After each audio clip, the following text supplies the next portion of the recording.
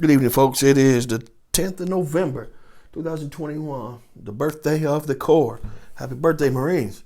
So, and tomorrow will be Veterans Day. So, yeah, that's what's going on.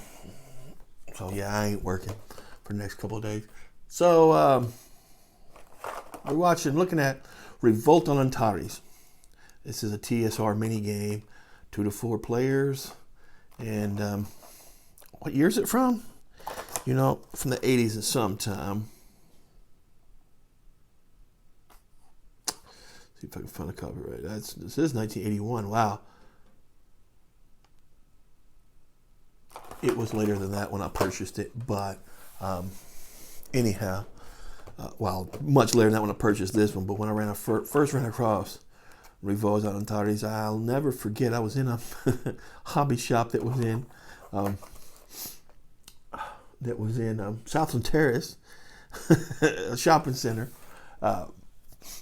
and I guess the shopping center is probably still there. Last time I was home, I seen it, and but the hobby shop hadn't been there since the 80s. But I remember I bought this game on a little. It used to have a little. What do you want to call it? Almost like a comic turner rack, right? Spinner rack. And you would have games down in there, and they had these bunch of these TSR games, and I remember picking up Revolt on Antares there, and yeah, this is one of the games that I loved. I kept it with me forever, and I lost it. I lost some pieces of it, and I ended up throwing it away out of disgustedness in one of my moves.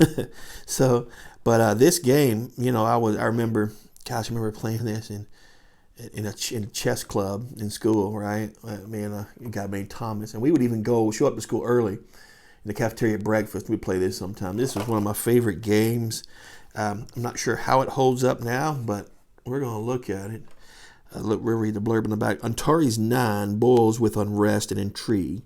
This planet called, Imperos, by its people, has long been ruled by the Imperial Terran Empire.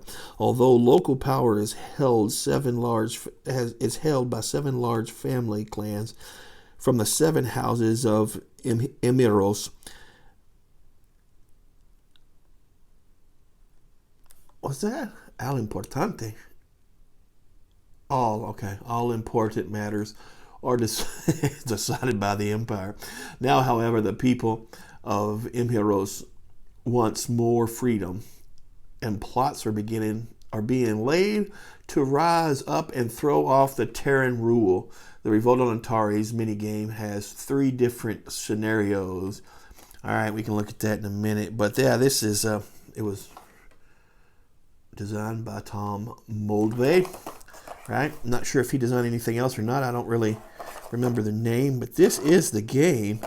By the way, if you look at it online, there's some ridiculous prices online. I would not pay ridiculous price for this game. This game's fun, but it's not stupid. If you don't go online and pay a stupid price for it, it's just, there's no, unless you really love it, yeah? So let's open her up. There we go. So, wow, the dice. Those are the dice that came with it. The TSR dice. Not my favorite dice. They're functional. I hate the idea of not being able to see. Yeah, it's just. But they're light. They're usable. You just get a crayon and you can ink them with a crayon. You'd be okay, but it's definitely not the best dice to come with. I love the packaging TSR did. This little box here. This box right here. You put it in there. You just kept this box forever. Now, they would get brittle and kind of break up. This one has not. This one is really good shape. So, yeah, but yeah. So, let's take a look at it. There's that artwork. Decent artwork. I don't mind it at all. This isn't nothing to... Here we go. Here are the counters. They're die-cut counters, one-sided, but they're okay for a mini game. This is what in the 80s. This is what I would look for in a mini game counters. TSR did a series of these pocket games, And I had a couple of them. They're all kind of expensive. Some of them a lot less than others. But I was looking at this one. I didn't see a price that I would really pay for this one right now. It's just silly expensive. I mean, it's a good game, but it's a good pocket game, right? I mean, you could have just as much fun with some other game at half the cost of this one in some cases. All right, let's look at the map. The map is a colorful thing, if I remember correctly, which is like a world map here. Here it is. Yeah. Yes, it is. Okay. Leaders play a big part of this. Artifacts play a big part of this. This is a futuristic game where the empires of the past have fallen. And so you're going to have artifacts. Some of them are going to be atomic bombs. Some of them are going to be, all right, what do we got here?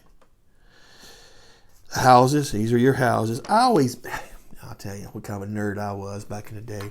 And what I did, I have a camera, straighten her up or something there. I was a nerd back in the day, what I was doing.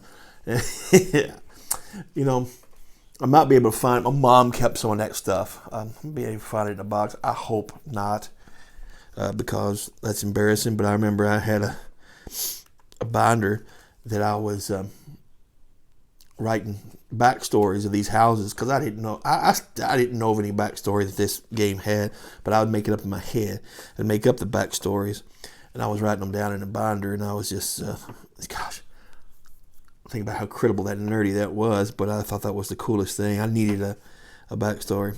All right, so rules of play. All right, the rule book, good rule book, readable. How many pages? It don't say how many pages, but I'm going to say around 15. All right.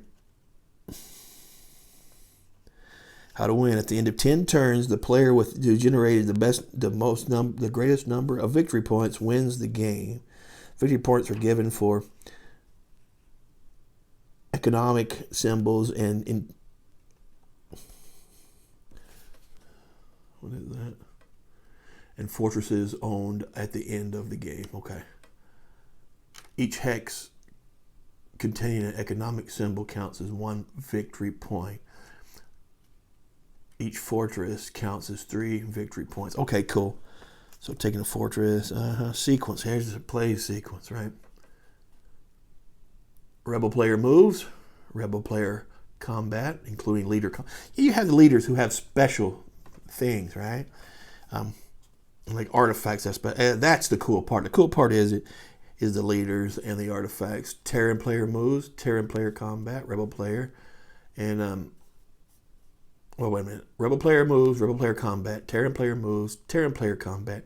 Rebel player replaces troops and recruits. Right. Terran player replaces troops and recruits. Right.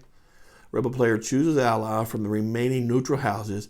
Terran player chooses ally from the remaining neutral houses. Mark off 1 turn. Repeat phases 1 through 9 for 10 turns. All right. So let's see. Normal combat. The moving player may attack enemy counters by moving next to them and saying that he or she is attacking. That's right. You do announce your combat. Air jet attacks, leader combat. Let's see here. In addition to normal combat, combat will also take place between leaders, faction leaders, and galactic heroes. If both the attacker and the defender have leader counters in the combat that's in your stack, the leaders must fight a special combat in addition to the normal combat already described. All leaders are considered to be equal for leader combat purposes. Any special powers the leader possesses apply to normal combat, but not to leader combat. All right, cool. All right, let's see here. The 7 houses.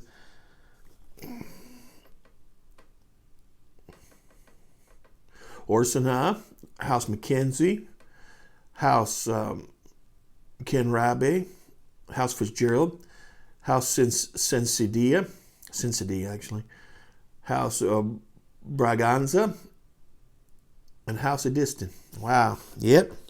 Yeah. Gosh. Used to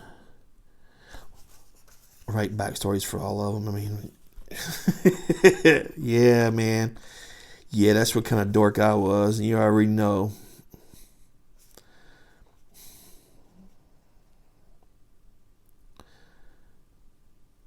And let's see the scenarios, the artifacts. These are the artifacts, right?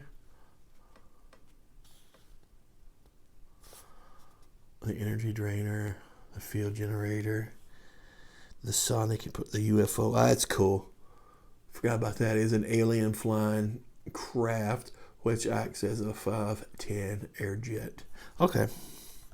And there's your scenarios, which you got 3 scenarios, which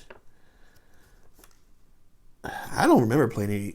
Maybe we did play different scenarios. It's been a long time, though. Galactic Heroes, Dr. Death, and their special abilities, right? Other leaders. So,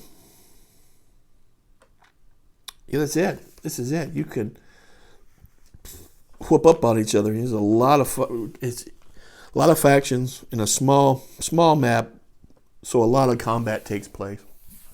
Yeah, it's good. It's a real good game. Like I said, but it's still a mini game, right? I like this one better than any of them. This is my favorite of the pocket games, and I mean, I'm putting it up there. I like it better than Ogre. All right, and Ogre's probably my second or third favorite mini game. This one really reminds you a lot of a game called City States of Arcliel. I like this one better than City States of Arcliel, but I do think you can find it for a better price, and you get much of the same out of it. But there it is, Revolt on Antares. If you haven't played it, I highly recommend it.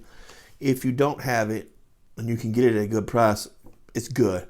But again, it's nothing. It's a mini game. It's always going to be a pocket game, right? And man, I wish these were.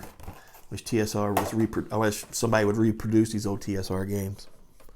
They're kind of cool, right? I mean, but that's it, man. All right, done. Y'all have a great day. Take it easy out there. Happy Veterans Day, people. Be careful.